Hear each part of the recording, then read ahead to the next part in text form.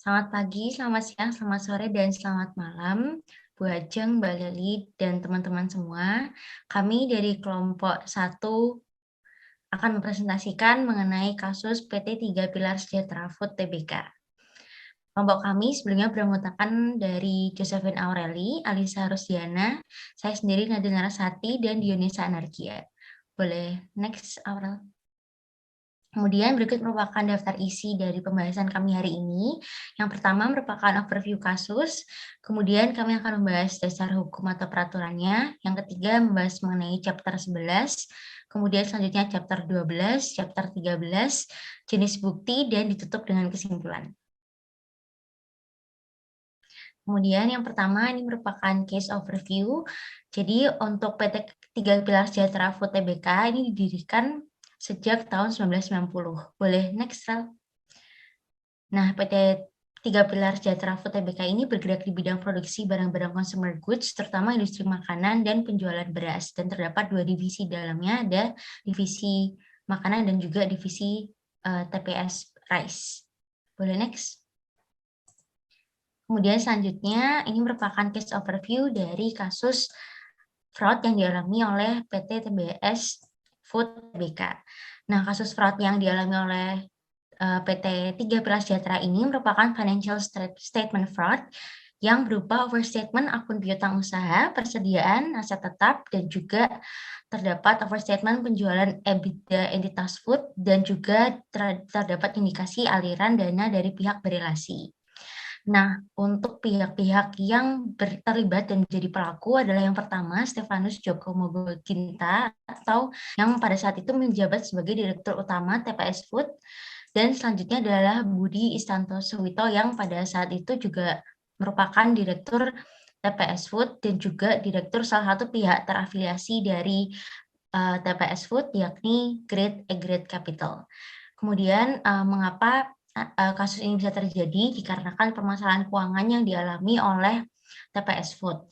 Dan berdasarkan hasil investigasi Ernst & Young, TPS Food sendiri melakukan fraud dengan mempublikasikan pembukuan berganda, yakni pembukuan untuk pihak internal dan pihak eksternal. Nah, dari pembukuan berganda tersebut terdapat perbedaan data dari laporan keuangan 2017 yang sebagai data eksternal dengan data internalnya. Boleh next. Kemudian berikut merupakan kronologi kejadian dari fraud yang dilakukan oleh pimpinan TPS Food. Yang pertama, sejak tahun 2017, TPS Food, anak perusahaan dari TPS Food sendiri, yaitu PT Indo Beras Unggul atau PT Ibu, sebelumnya menyumbang 50% pendapatan dari TPS Food. Namun tidak lagi beroperasi karena terdapat indikasi pelanggaran atau penyelewengan dana yang dilakukan oleh manajemennya, yakni pelanggaran Undang-Undang Perlindungan Konsumen dan juga terdapat indikasi pelanggaran Undang-Undang Pangan dan pencucian uang. Nah, informasi yang menyesatkan juga yang dipublikasikan oleh PT Ibu terhadap produk-produknya ini menyebabkan PT Ibu akhirnya tidak lagi beroperasi karena terbukti melanggar pelanggaran-pelanggaran terhadap hukum tersebut. Kemudian selanjutnya pada tahun 2017 juga PT TPS Food ini melakukan fraud laporan keuangan dikarenakan terdapat permasalahan yaitu pengurangan pendapatan yang sebelumnya berasal dari PT Ibu. Boleh next. Kemudian selanjutnya pada tahun 2018 ini terjadi penolakan terhadap laporan keuangan di tahun 2017 oleh stakeholder yang menerima laporan keuangan tersebut, termasuk investor dan pemegang saham yang mencurigai adanya dugaan penyelewengan dana yang dilakukan oleh manajemen. Nah, kemudian pada bulan Juli di tahun yang sama, TPS Food ini juga melakukan RUPS tahunan dengan direktur utama, di mana pada saat tersebut direktur utama TPS Food ini yang bernama Stefanus Joko tadi merasa pemegang sahamnya melakukan pengambil alihan paksa sehingga melakukan RUPS tahunan. Kemudian untuk bulan Oktober 2018 dilakukan RUPSLB atau rapat umum pemegang saham luar biasa yang diinisiasi oleh komisaris TPS Food dalam rangka agenda penggantian direksi karena komisaris pada saat itu sudah merasa terdapat kejanggalan yang dilakukan oleh direksi TPS Food.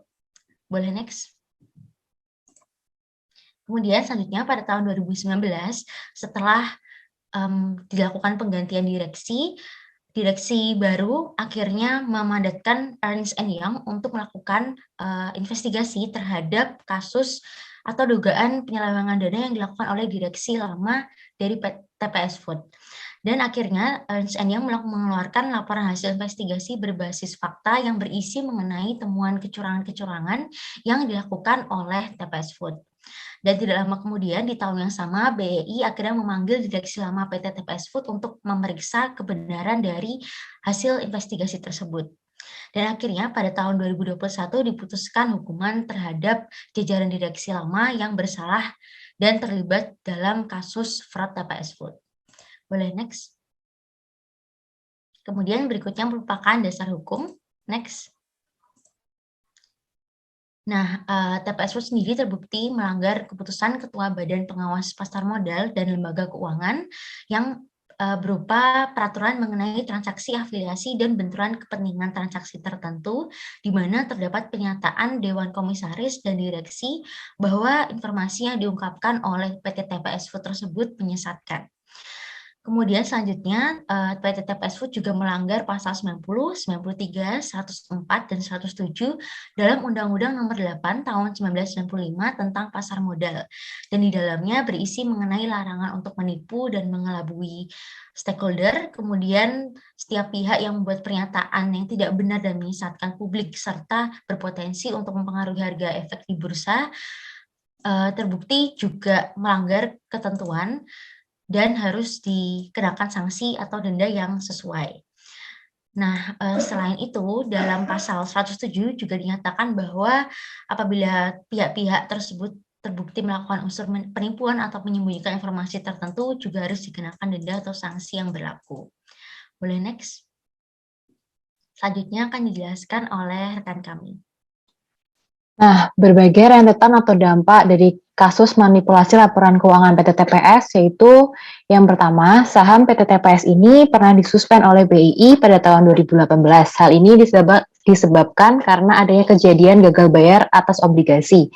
Nah, perusahaan ini mencatat nilai buku per lembar sahamnya bisa mencapai 1.300 sampai 1.500 per lembarnya. Padahal nyatanya ekuitas perusahaan ini justru negatif. Kemudian pada awal tahun 2020, saham PT TPS ini dibuka kembali di BEI. Namun harga saham ini turun hingga Rp200 untuk per lembarnya. Nah, yang selanjutnya yaitu tersangka yaitu Joko dan Budi juga dijatuhi hukuman penjara dan denda. Namun setelah divonis penjara dan denda, tersangka mengajukan banding dan akhirnya disetujui. Nah, kemudian pada pertengahan tahun 2021, tepatnya pada bulan Maret, perusahaan asal Singapura membeli dan mengambil alih manajemen PT TPS, sehingga perusahaan dari PT TPS ini berganti nama menjadi FKS Group. Nah, selanjutnya kita akan membahas berkaitan dengan materi pada chapter 11, yaitu Fraud Rectangle Exposure.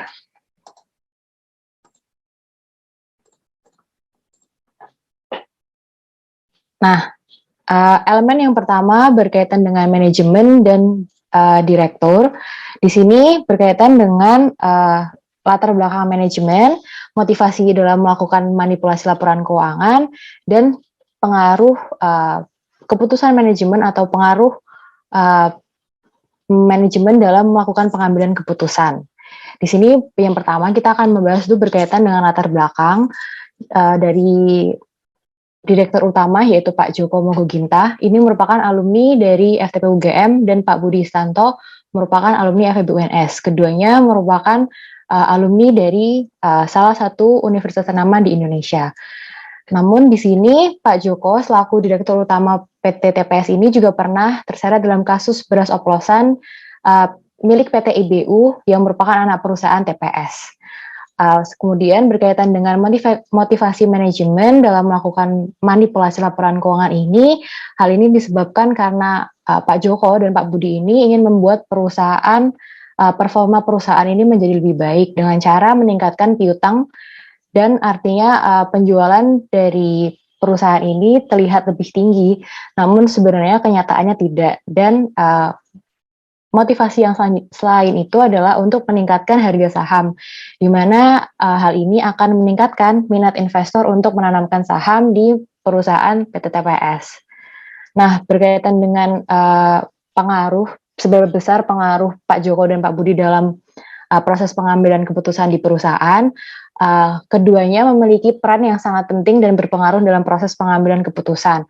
Hal ini juga berkaitan karena pertama yaitu permintaan untuk penggelembungan piutang ini berasal atau diperintahkan secara langsung oleh Direktur Utama PT TPS yaitu Pak Joko Mogoginta kepada ex-corporate accountant di PT TPS. Kemudian elemen yang selanjutnya yaitu adalah hubungan dengan pihak lain atau pihak luar. Di sini berkaitan dengan adanya perusahaan terafiliasi yang diminta untuk diakui sebagai pihak ketiga di laporan keuangan perusahaan. Namun setelah dicek kembali, perusahaan terafiliasi tersebut merupakan perusahaan milik yang dimiliki oleh Pak Joko dan Pak Budi dan diakui sebagai pihak ketiga di laporan keuangan. Elemen yang selanjutnya berkaitan dengan organisasi dan industri. Di sini yang pertama ini ada beberapa anak perusahaan milik Persero ini mengalami kepailitan. Contohnya pada PT IBU yang menjadi stream pertama atau aliran pendanaan yang paling besar dari anak perusahaan milik PT TPS. Dan hal ini merupakan adanya bentuk ketidakcukupan dari three line of defense management, di mana pihak manajemen risiko auditor internal maupun eksternal ini gagal untuk mengimplementasikan, mengidentifikasi, mengawasi, serta mengevaluasi risiko dan pengendaliannya. Nah, kegagalan atau ketidakcukupan three line of defense ini juga merupakan bentuk gagalnya sistem pencegahan fraud di perusahaan, di mana perusahaan juga gagal membangun budaya organisasi yang mengedepankan integritas dan keterbukaan, dan juga tidak ada sistem whistleblowing di mana pihak manajemen atau karyawan yang lain bisa melaporkan adanya dugaan tindakan pelanggaran. Kemudian yang selanjutnya penurunan perintah atau permintaan untuk penggelembungan piutang yang diperintahkan langsung oleh direktur utamanya yaitu Pak Joko merupakan adanya contoh bentuk penurunan dari nilai moral dalam struktur organisasi perusahaan, dan walaupun mungkin karyawan yang melakukannya atau ex-corporate accountant-nya ini dalam melakukan penggelembungannya ini juga mengalami ethical dilemma di antara untuk mengikuti perintah dari atasannya Pak Joko atau berdasarkan pertimbangan atas risiko yang lainnya. Kemudian yang terakhir yaitu kejadian manipulasi laporan keuangan ini tidak akan mungkin terjadi apabila tidak ada kolusi dari pihak-pihak level manajemen tingkat atas. Elemen yang terakhir yaitu berkaitan dengan hasil laporan keuangan atau karakteristik operasi perusahaan. Ini yang pertama yaitu adanya kegagalan Persero atau PT TPS untuk membayar obligasi pada tahun 2018, yaitu merupakan kegagalan bayar utang obligasi dan bentuk sukuk yang seharusnya jatuh tempo pada 2018, namun perusahaan gagal bayar untuk memenuhi utang-utangnya. Kemudian hal yang perlu digarisbawahi lainnya yaitu secara tiba-tiba perusahaan mengalami kenaikan piutang yang sangat signifikan, yang artinya perusahaan ini memiliki performa yang bagus dalam penjualannya, namun informasi yang dilaporkan dalam laporan keuangan ini justru informasi yang salah dan tidak menggambarkan kondisi yang sebenarnya. Akibat dari penggelembungan piutang ini dan akhirnya bentuk polesan dari laporan keuangan ini, PT TPS selalu mencetak performa dan harga saham yang terus meningkat. Akhirnya ekspektasi pasar atau investor ini cenderung lebih tinggi dan harapan untuk returnnya juga tinggi.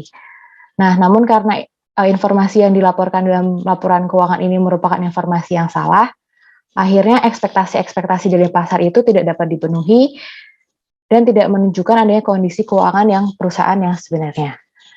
Nah, selanjutnya akan dijelaskan oleh rekan saya. Berikutnya kita masuk ke bagian 4 atau chapter 12. Next. Jadi pada bab 12 ini kita membahas terkait penipuan laporan keuangan terkait pendapatan dan persediaan. Nah, dalam penipuan atau fraud di laporan keuangan ini itu sebenarnya ada dua alasan kecurangan dalam laporan keuangan yang dilakukan dengan memanipulasi pendapatan secara garis besar. Kalau misalnya kita jabarkan, yang pertama terkait dengan alternatif yang diwajarkan. Jadi, dalam perusahaan itu menggunakan metode-metode tertentu untuk pengakuan pendapatannya. Nah, pada kasus kali ini terindikasi bahwa terdapat aliran dana dari perseroan ke manajemen sebesar 1,78 triliun, yang mana ini dilakukan dengan cara mencairkan pinjaman dari beberapa bank, lalu mencairkan juga deposito berjangka, lalu juga melakukan transfer dana di rekening bank-bank tertentu, dan melakukan pembiayaan beban pihak perusahaan afiliasi oleh TPS Food. Selain itu, alternatif yang diwajarkan juga dapat diindikasikan dengan adanya 6 perusahaan afiliasi yang menerima aliran dana tersebut yang seharusnya dicatat sebagai perusahaan afiliasi, namun ternyata dia mencatatnya sebagai pihak ketiga. Kemudian juga dapat dilihat bahwa transaksi dengan pihak terafiliasi itu sebenarnya tidak diungkapkan karena tidak ada pengungkapan yang memadai, makanya itu nantinya akan merugikan bagi para stakeholder. Kemudian kalau kita melihat ke alasan kedua, yaitu kemudahan memanipulasi laba bersih. Jadi ini dapat dilihat dari laporan keuangannya, dicatat bahwa terjadi overstatement piutang, aset tetap, dan persediaan dengan totalnya mencapai 4 triliun rupiah. Selain itu juga terjadi overstatement di pendapatan, di revenue-nya sebesar 662 miliar, dan penggelembungan laba sebelum bunga, pajak, depresiasi, dan amortisasi sebesar 329 miliar. Next. Kemudian kita juga membahas skema fraud yang terjadi dalam kasus ini, yang mana skema ini berkaitan dengan fraud pada pendapatan. Nah, dalam bab ini kita mengkategorikan kasus ini ke dalam skema fraud related party transaction atau transaksi pihak terkait. Hal ini dikarenakan oleh alasan yang seperti saya sudah jelaskan di slide sebelumnya, adanya aliran dana. Nah, aliran dana ini menduga adanya transaksi antara pihak terkait, yaitu pihak terafiliasi dengan pihak manajemen, karena ada dana yang dialirkan terkait penggelembungan pendapatan tersebut. Kemudian juga ada konflik kepentingan atau konflik of interest. Next. Baik, pada bagian ini saya akan menjelaskan materi chapter 13 yang berhubungan dengan kasus TPS Food ini. Next. Jadi pada chapter 13 yang dibahas adalah fraud dari liabilitas, aset, dan juga ungkapan yang tidak memadai. Namun yang akan kami tekankan di sini adalah overstatement. Ini terlihat ada 5 jenis dari aset. Yang pertama ada mengkapitalisasi biaya yang seharusnya dibebankan. Kemudian statement aset melalui skema merger, akuisisi, dan restruktur melalui transaksi intercompany. Selanjutnya ada juga jenis overstatement aset tetap, kemudian ada salah saji kas dan sekuritas, lalu ada overstatement piutang atau persediaan. Nah, dari kelima jenis ini yang berhubungan dengan TPS Food ini ada yang overstatement aset melalui transaksi intercompany. Jadi di sini skema yang digunakan adalah pencatatan biaya fiktif atau menaikkan nilai aset melalui transaksi intercompany. Dalam kasus TPS Food yang dinaikkan adalah nilai aset piutang, dan itu merupakan salah satu transaksi intercompany dari mereka. Next. Selanjutnya mengenai fraud yang berhubungan dengan pengungkapan, itu dapat dibagi menjadi 3. Yang pertama ada misinterpretasi sifat perusahaan melalui berita, laporan tahunan, atau lainnya.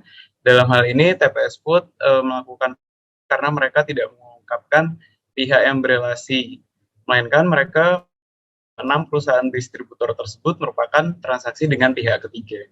Kemudian ada misinterpretasi bagian manajemen discussion and analysis. Kemudian yang terakhir adalah misinterpretasi dalam CLK termasuk kegagalan pengungkapan transaksi dengan pihak berelasi. Hal ini yang ketiga ini jelas merupakan suatu hal yang dilakukan oleh TPS Food. Selanjutnya akan dibahas mengenai jenis-jenis bukti dalam fraud. Yang pertama ada email. Jadi terdapat email dari pelaku yang meminta CFO untuk menaikkan nilai piutang dari 6 perusahaan distributor. CFO-nya nama Syambiri Leo, dan dia menerima email dari direktur utama dan juga direktur untuk menaikkan 6 perusahaan distributor. Kemudian yang kedua adalah pengakuan saksi. Jadi corporate accounting yang bernama Lo Junida itu menerima perintah dari pelaku untuk merubah nilai piutang. Jadi yang email itu merupakan bukti yang dapat dilihat secara langsung, kemudian pengakuan diperoleh melalui wawancara dan juga pengakuan di pengadilan.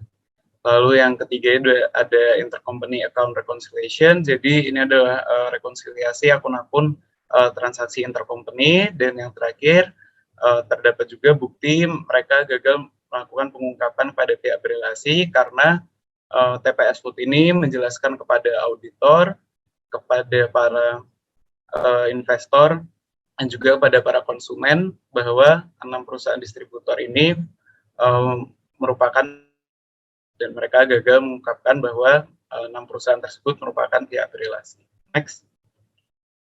Nah, di sini merupakan catatan dari intercompany account reconciliation milik TPS Food pada tahun 2017, dan di kiri ini merupakan akun pada rekonsiliasi intercompany mereka. Jadi di sini terlihat bahwa terjadi penggelembungan sekitar 1,4 triliun rupiah, dan peningkatannya itu sekitar 473,33% dari yang seharusnya nilai piutang senilai 201,3 miliar menjadi 1,6 triliun rupiah. Next. Jadi kesimpulannya pada presentasi kami hari ini adalah kasus ini telah terjadi adanya financial statement fraud, yang mana kasus ini disebabkan oleh adanya overstatement atau penggelembungan yang disebabkan oleh terjadinya penipuan, dan juga disebabkan oleh conflict of interest dari manajemen, yang hal ini ditandai dengan adanya aliran dana dari pihak perusahaan distributor selaku afiliasi ke manajemen yang menggunakan skema fraud transaksi pihak terkait. Selain itu, kasus ini juga merugikan bagi para stakeholder karena melanggar hak para investor untuk memperoleh informasi yang seharusnya disclosure atau diungkapkan dan tidak menyesatkan. Next. Next. Next. Sekian, terima kasih dari kelompok kami. Kurang lebihnya mohon maaf. Selamat pagi, siang, sore, dan malam. Wassalamualaikum warahmatullahi wabarakatuh.